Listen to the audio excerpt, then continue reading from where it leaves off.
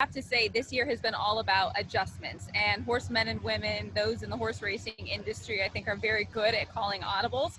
But the order in which we've seen these Triple Crown races, the lack of fans, I think is the most noticeable difference at the racetrack. It's been very different, but I think most people, if you ask anybody within the racing industry, would say that they are just so grateful that racing is actually taking place. We miss the fans. You cannot recreate the excitement of the Kentucky Derby without the fans, but at least we do have this sensational race with top class racing that we can bring to the fans at home.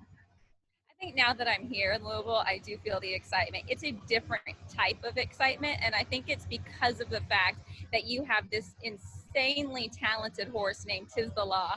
All he does is win. He already won the Belmont Stakes, and now he's coming into the Kentucky Derby as the heavy favorite. All eyes are on him. So I think if the excitement has changed at all, I don't think it's dissipated because it now is surrounding around this horse. And can he do it again? Can he put a Triple Crown on the line by winning the Kentucky Derby and then going off to the Preakness? So it's a different kind of energy and excitement, but now that I'm here, I definitely feel it.